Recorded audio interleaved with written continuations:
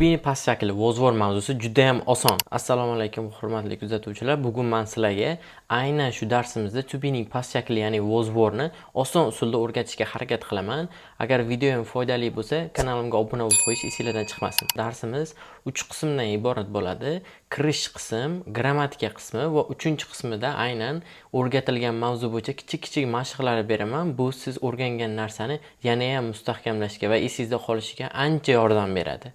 Aynan bu mavzuyimizga kirishdan avval siz avvalo present simple ni am is are qismini aynan yaxshi bilishingiz kerak, chunki am is are o'zi u present shakli, vozvor esa past shakli hisoblanadi. Hop, bugungi darsimizni kirish qismidan boshlaydigan bo'lsak, hop bizda qaraydigan bo'lsak, bu yoqda gaplar berilgan. Albert Einstein was a brilliant scientist, ya'ni Albert Einstein u juda ham ajoyib olim bo'lgan deyilyapti. Hop, endi e'tibor beradigan bo'lsak, hozir Albert Einstein yo'q, lekin o'tmishda shunaqa bo'lgan. Demak, o'tmishda kim bo'lganini tasvirlash uchun mana bu joyda biz was'ni ishlatdik. Keyingi gapga qaraydigan bo'lsak, Alisher Navoiy was a great poet and a singer of the 15th century, ya'ni Alisher Navoiy 15-asrning eng yaxshi yozuvchilardan, zo'r yozuvchilardan bittasi bo'lgan deyilyapti. Hozir Alisher Navoiy to'g'ri yo'q, lekin o'tmishda bo'lgan. O'tmishda bo'lgani uchun ham aynan o'tmishdagi narsani tasvirlayapmiz biz. Bu yoqda hech qanaqa ish harakatimiz yo'q, shunchaki ma'lumotni biz vozvor yordamida beryapmiz. Keyingi gapimizda qaraydigan bo'lsak, they were not students, they were teachers, ya'ni ular o'quvchilar emas edi, ular o'qituvchilar edi. Demak, o'tmishdagi qandaydir voqeani bu yoqda tasvirlayapmiz. E'tibor berayotgan bo'lsanglar, ular talabalar emasdi, ular o'qituvchilar edi. Demak, o'tmishda shunday bo'lgan. Keyingi gapimizga qaraydigan bo'lsak, Islom Karimov was not the first president of USSR, he was the first president of independent Uzbekistan, ya'ni Islom Karimov USSR birinchi prezident emas, u mustaqil O'zbekistonning birinchi prezidenti edi. To'g'ri, hozir unaqa emas, lekin o'tmishda shunaqa bo'lgani uchun aynan ushbu ma'lumotni, o'tmishdagi ma'lumotni aytish uchun biz vozvordan foydalanyapmiz bu yoqda. Keyingi gapga qaraydigan bo'lsak, was your mother a dentist, ya'ni oyingiz tish doktorimi deb so'ralyapti bu yoqda. Demak, kasb aytish uchun ham aynan vozvordan foydalanganmiz bu yoqda.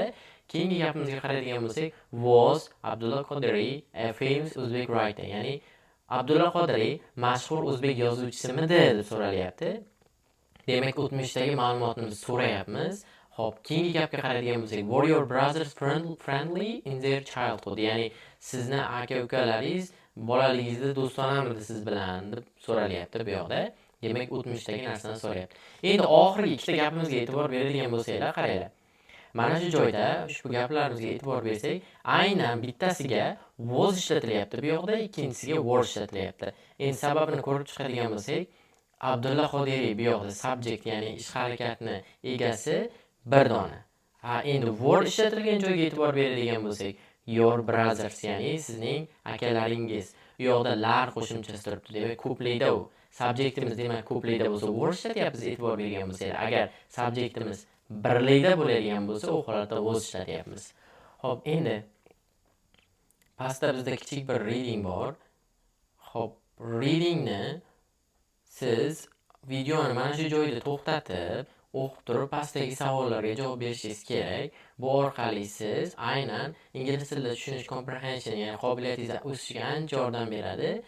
Videoni shu joyda to'xtatingda, reading tekstni mana shuni o'qib turib, ma'nosini tushunib, pastdagi savolga javob bering. Kelinglar, mana shu joyda men o'zim talabalar yo'q bo'lgani tufayli men o'zim o'qib turib, pastdagi savollarga javob berib ko'raman. Yesterday Tom and Anna were at the zoo. Ya'ni kecha Tom va Anna hayvonot bog'ida edi deyilyapti bu yoqda. E'tibor beradigan bo'lsak, birinchi gapimizda bu yoqda were ishlatildi. Nimaga deyilsa, Tom va Anna ikki kishi, o'shaning uchun were ishlatilyapti. Demak, kecha Tom va Anna hayvonot bog'ida edi. Keyingi gapga qaraymiz. The zoo was beautiful, ya'ni hayvonot bog'i chiroyli. E'tibor bergan bo'lsanglar, bu yoqda endi was ishlatilyapti. Buning sababi zoo birlikda hisoblanadi. The weather was sunny, quyoshli ob-havo edi. But it wasn't very hot. Lekin u juda ham issiq emas edi deyilyapti. Demak, bu yoqda ham was ishlatildi, sababi ob-havomiz ham uncountable, ya'ni uncountable nounlarga ham was ishlatiladi. The lions were big, ya'ni sherlar katta edi. Sherlar ko'plikda bo'lgani uchun were ishlatilgan. But they were not scary, ya'ni Ular lekin qo'rqinchli emas edi. The monkeys were very funny.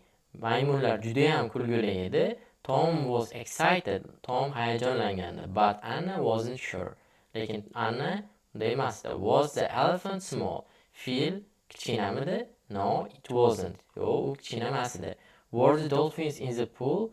Ya'ni delfinlar hovuzdamidi? Yes, they were. Their lunch was delicious. Ularni obedi juda ham shirin edi. But the drinks were not cold. Lekin ichimliklari sovuq emasdi.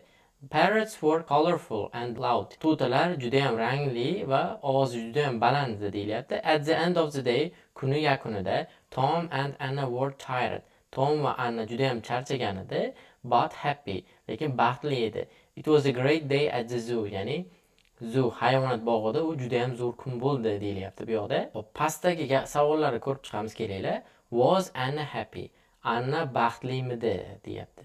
Endi bu yoqda Anna qanday kayfiyatda bo'lganini yozilgan joyi qidirib topadigan bo'lsak, qaranglar. Pastroqdagi sentenceda yozib qo'yilgan. At the end of the day, Tom and Anna were tired but happy. Kuni yakunida ikkalasi ham Tom va Anna ham charchagan edi, lekin ular baxtli edi. Demak, they were happy. Ular baxtli edi degan javobimiz to'g'ri bo'ladi aynan shu joyga. They were happy. Were the lions scary? Sherlar qo'rqinchlimi deyilyapti. Xo'p, endi sherlar haqida yozilgan joyga qaraydigan bo'lsak, the lions were big but they were not scary. Ya'ni sherlar katta edi, lekin ular qo'rqinchli emas edi deyilyapti. Demak, bu yoqda biz they were not scary deb javob berishimiz kerak. Xo'p, endi keyingi sentencega qaraydigan bo'lsak, find 3 sentences with was and 3 sentences with were. Ya'ni aytilyaptiki, bu yoqda 3 ta was'li gapni toping, 3 ta word'li gapni toping. Why are different forms used? Nimaga aynan was va were har xil shaklda ishlatilyapti deyilyapti. Xo'p, endi bu yoqda qaraydigan bo'lsak, mana 3 tasini 1, xo'p, 2 va 3 deydigan bo'lsak, e'tibor beradigan bo'lsanglar, uchalasiga ham was ishlatilyapti. Demak, uchalasiga ham e'tibor berib qarasanglar, bu yoqda subject birlikda. Birinchi subjectimiz zoo bitta, was bitta, but it deyilyapti. It pronoun ham birlikdagi narsa uchun ishlatiladi. Shuning uchun was ishlatilyapti hammasiga. Demak, qachon was ishlatiladi? Subjectimiz birlikda bo'lsa. Xo'p, keyin qachon word ishlatilyapti? Kelinglar, wordni ham sanab chiqaylik. Xo'p, bitta, ikkita, xo'p, 3 ta desak, mana bu joyga ola qolaylik. Mana 3 ta yonma-yon gap.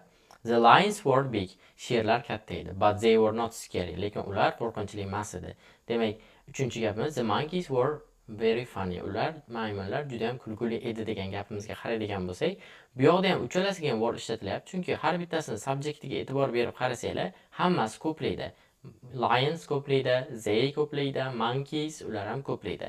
Demak, subjectimiz bittadan oshiq bo'lgani, ko'plik bo'lgan holatda kelsa, unga word ishlatyapmiz. Agar subjectimiz birlikda keladigan bo'lsa, biz unga was ishlatyapmiz.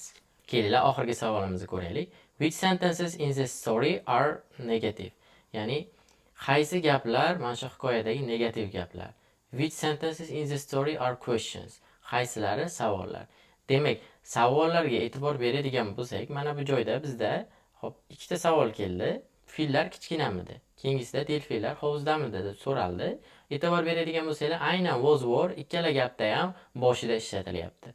Ha, endi negativ gaplardan qidirib topadigan bo'lsak, javobiga qarasak, mana shu savollarga javob berayotgan negativda javob beribdi. Birinchisida no it wasn't deb, demak was ga not qo'shish orqali negativini yasagan. Bunda ham were ga not qo'shish orqali negativini yasagan. Xo'p, agar siz ham xuddi shu savollarga mendek javob bergan bo'lsangiz, demak yaxshi, uddalabsiz. Mavzuyimizda grammatika qismiga o'tsak ham bo'ladi. Grammatika qismiga o'tadigan bo'lsak, when do we use was and were? Ya'ni was va were ni biz qachon foydalanamiz o'zi. Xo'p, kelinglar ko'rib chiqamiz. Was va were o'zi aslida to be ning past shakli hisoblanadi. They are used when there is no action verb while describing. Ya'ni ular gapda hech qanday jismoniy ish harakat yo'q bo'lgan holatda, faqat qandaydir ma'lumot mavjud bo'lgan holatlarda ishlatiladi. Jismoniy harakat deganda aynan deylik sakrash, yugurish, shunga o'xshash fe'llar kirsa, aynan gapingizda sakrash, yugurish, harakat bo'lmasa, siz past simple ni to be ning past simple shaklini ishlatyapsiz, ya'ni was were ni. Xo'p, kelinglar bunaqa holatlar ko'rib chiqamiz. Past states and or conditions, ya'ni o'tmishdagi holatlar va vaziyatlar degan joy bor. Birinchisi, the weather was sunny, ya'ni bu holatni ko'rsatyapti. Qanaqa holat deysa, ob-havo quyoshli edi. Bu yoqda hech qanday jismoniy harakat yo'q ko'rib turganinglarda, hozir bu aynan jismoniy ish harakat yo'q bo'lgan gapga misollar. Tom was excited. Tepada readingda ko'rdik. Tom hayajonlangandi. Bu uni holatini ko'rsatyapti, kayfiyatini ko'rsatyapti. Demak, holatini ko'rsatganda ham, uni kayfiyatlarini ko'rsatayotganda ham hech qanday ish harakat bo'lmayapti. Faqat to be ni past shakldan foydalanyapmiz. Xo'p, endi past locations, ya'ni o'tmishdagi qandaydir joylarni ham ko'rsatayotganda biz to be ni past shakldan ishlatyapmiz. Yesterday, Tom and were at the zoo. Tepada readingda ko'rdik. Kecha Tom va Anna hayvonot bog'ida edi. Demak, u qayerdaligini biz ko'rsatyapmiz. Kecha qayerdaligini. Shuning uchun ham to be ni past shakldan foydalandik. Bu yoqda e'tibor berib qarasanglar, hech qanday gapda ish harakat yo'q. Shuning uchun ham biz to be ni past shaklda ishlatyapmiz. Xo'p, were the dolphins in the pool? Endi bu yoqda so'ralyapti, savol shaklida were boshiga chiqdi ko'rganinglardek, delfinlar hovuzdamidi deb so'ralyapti. Xo'p, endi 3-chi ishlatilishiga o'taylik. O'tmishdagi kasblar yoki bo'lmasa qandaydir rollar haqida gapirganimizda ham aynan to be ni past shakldan foydalanamiz. Past shakli deganda bekorga aytilmayapti. To be ni past shakli deb bu voqealar, bu ma'lumotlar hammasi o'tmishda bo'lgani uchun ham aynan was were ishlatilyapti. Agar bu voqealar hozir bo'lganda edi, biz am is'lardan foydalangan bo'lardik. Kelinglar, kasbni aytayotganda ham ko'rib chiqamiz. He was a doctor. U doktor edi, hozir doktor emas. They were teachers. Ular o'qituvchilar edi. Hozir demak o'qituvchilar emas. Shu ma'noni beradi. Demak, bu yoqda hech qanday ish harakati yo'q. Shuning uchun ham o'tmishdagi voqea was were'dan foydalanganmiz. Xo'p, davom etamiz. Past events and descriptions. O'tmishdagi voqealar va ularni tasvirlash. Demak, shu holatda ham to be ni past shakldan foydalanyapmiz. The parrots were colorful and loud. Ya'ni to'talar rangli edi va ovozi baland edi degan gapimizga qaraydigan bo'lsak, biz uni tasvirlayapmiz o'tmishdagi narsani. Bu yoqda hech qanaqa to't harakat qilgani yo'q. Shunchaki uni tasvirlayapmiz. Demak, tasvirlashda ham past shakldan was were'dan foydalandik. It was a great day at the zoo. Bu hayvonot bog'ida juda ham zo'r kun bo'ldi bu deyapti. Endi mana shu holatda ham tasvirlash, o'tmishdagi narsa haqida gapiryapmiz, lekin gapda hech qanday ish harakat bo'lmagani uchun ham was were'dan foydalanganmiz. Kelinglar, strukturasini sizlar bilan ko'rib chiqamiz. Xo'p, strukturamizga qaraydigan bo'lsak, subjectimiz I, keyingisida he, she, it, keyingisida you, we, they. Endi bunga biz present shaklda I ga am ishlatyapmiz, he, she, it ga is ishlatyapmiz, you, we, they ga are ishlatyapmiz. Endi past tense shaklda esa I ga was ishlatyapmiz, he, she, it ga was, you, we, they ga were ishlatyapmiz. Demak, buni yana ham soddalaштirish uchun bunday hisoblab olsanglar bo'ladi. I ga va birlikda keladigan subjektlarga was. Endi ko'plikda keladiganlarga esa were ishlatiladi deb o'rganib olsangiz ham ancha qulay bo'ladi. Kelinglar, sizlar bilan present va past shaklda keladigan gaplarni ko'rib chiqsak. Xo'p, I am clever student. Men aqlli studentman. I was a clever student. Ya'ni aytilyaptiki, bu yoqda bitta xato ketib qolibdi. Mana shu joyda artikl qo'yilmasligi kerak edi. Xo'p, I am a clever student. Men hozir aqlli talabaman. Demak, tasvirlayapman o'zimni. Ish harakat yo'q bu gapimizda. I was a clever student. Men aqlli student edim. Demak, o'tmishdagi narsani gapiryapman. Hozir demak aqlli student emasman. Xo'p, keyingisida he's my best friend. U mening eng yaqin zo'r do'stim deyilyapti. Hozir shunday.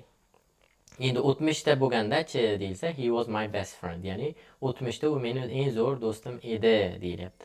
Uchinchi gapimizga qarasak, we are at the BM Learning Center now. Biz hozir BM o'rganish markazidamiz deyilyapti. Hozir bo'lgani uchun to be ni present shakli ishlatildi. Keyingi gapga qaraydigan bo'lsak, we were at the BM Learning Center yesterday.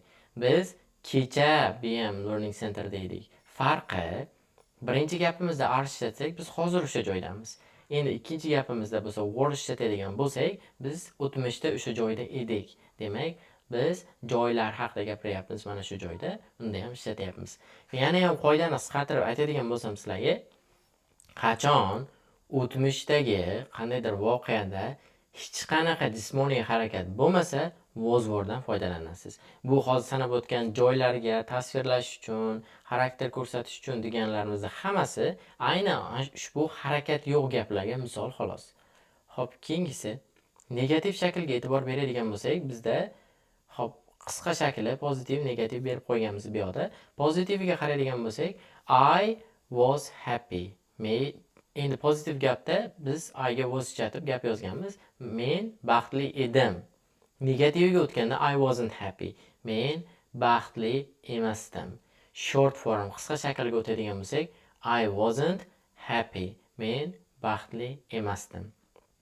Keyingisida she was at school. U maktabda edi. She wasn't at school. Qisqartiradigan bo'lsak, she was not qisqartirib qo'shib yozsak, mana shu holatda biz yozishimiz mumkin qisqartma shaklda. Endi yana bitta maslahat, qachon qisqartma, qachon mana bunga o'xshagan was not yoyilma shaklini o'zi ishlatish kerak degan savolga javob, siz wasn't ni speakingda ishlatsangiz juda ham ravon, yaxshi eshitiladi. Writingda doim was not ishlatganingiz ma'qul. Xo'p, keyingisida they were tired. Ular charchagan edi. They were not tired. Ular charchamagandi deyilyapti. Keyingi gapga short formga qaraydigan bo'lsak, qisqartmasida they weren't tired. Ya'ni ular charchamagan edi. Question shakliga o'tamiz. Question shaklimizda demak o'zgarishlar aytadigan bo'lsak, positive sentence'da I was in the lesson deyapmiz, ya'ni darsda edim. Endi question shakliga o'tganda aynan mana bu was gapni boshiga chiqyapti. E'tibor bergan bo'lsak, mana bu was subjectdan oldinga. Was I in the lesson? Men darsda edimmi? She was late. U kech qoldi. Was she late? U kech qolganmidi deyilyapti. They were in the park. Ular parkda edi. Were they in the park? Ular parkda edimi deb so'ralyapti. Bunda were demak oldinga chiqdi. Hop, kelinglar endi short answer ham ko'raylik savollarga javob berayotganda. Demak, was va were dan boshlansa, javobimiz ham was va were bilan bo'ladi. Was your teacher nice? O'qituvchingiz yaxshimidi? Yes, he was. U yaxshi edi. Agar yaxshi emas demoqchi bo'lsak, no, he was not ishlatyapmiz. Hop, keyingisida were you at the cinema last night? Yes, I was. No, I wasn't. Ya'ni o'tgan tunda siz kinoteatrdami deysiz, yes, I was. Ha, shunaqa. No, I wasn't unday emasdi. Was the food delicious? Ovqat shirinmidi? Yes, it was. Ha, shirin edi. No, it wasn't. Shirin emasdi. Xo'p, kelinglar. Mana bu 3 ta positive, negative, question, short answerlari strukturasini qisqaroq qilib yozib qo'yamiz. Positive, negative, hop, question va short answer. Hop, positive gapda istaydigan bo'lsak, subject yonida ishlatilardi. Hop, mana bunday qilaylik. Subject plus was yoki were ishlatiladi. Yonida qandaydir adjective ishlatilishi mumkin yoki noun ishlatsak ham bo'ladi. Hop, negativ shaklida bo'lsa, subject plus was, were plus not plus an adjective or noun. Demak, hop, kelinglar, sizlar bilan mana shu joyda ko'rib chiqadigan bo'lsak, was, were demak subjectdan keyinga qo'yilyapti. Subjectimiz birlik yoki ko'plikka yoki ayligiga qarab turib biz moslini tanlaymiz. I, we, you, they. I, he, she, itga was, you, we, theyga were ishlatilardi. Endi keyingisiga qaraydigan bo'lsak, hop, negativ shaklda unday emas edi demoqchi bo'lsak, not qo'shilyapti was were ga. Keyingi gapda question shaklida bo'lsa, bizda was were gapni boshiga subjectdan oldinga chiqardi. Yonida yana adjective yoki noun ishlatsak bo'ladi. Hop. Albatta question mark esimizdan chiqmasin. Was were subjectdan oldinga joylandi bu safar. Demak, o'zgarishlarga qaraydigan bo'lsak, subject pozitiv shaklda was were subjectdan keyin keldi. Negativida was were ga not qo'shilyapti. Was were subjectdan oldinga chiqyapti. Qachon subjectdan oldinga chiqyapti? Question shaklda albatta. Short answerda bo'lsa, yes. Hop, keyingisi no. Demak, short answer savol beryapti deylik kimdir. Sizga kecha uydami deysiz, siz ha yoki yo'q deysiz. Birinchi o'rinda shuni aniqlab olish kerak. Ha deysizmi yoki yo'q deysizmi? Ha desangiz yes, subject ya'ni men demoqchi bo'lsangiz I was. Yoki agar ko'plikda bo'lsa, biz uyda edik demoqchi bo'lsak, were ishlatamiz. Xo'p, endi yo'q deydigan bo'lsak, albatta yo'qda subject plus was, were faqat bitta farqi bo'ladi, not kelishi kerak. Yo'q degandan keyin yo'q biz uyda emas edik deyish kerak. Shuning uchun ham not bo'lishi kerak. Xo'p, endi Short answerimiz ham mana struktura bilan tayyor. Kelinglar, sizlar bilan endi bitta gapni har bittasiga aylantirib ko'ramiz. Xo'p, birinchi gapimizda I was a student last year. Ya'ni o'tgan yili men talaba edim degan gapni yozdik. Endi negativga aylantiramiz. I was not a student last year. O'tgan yili men student emasdim. Demak, farqini ko'radigan bo'lsak, bittasida not qo'shildi negativida.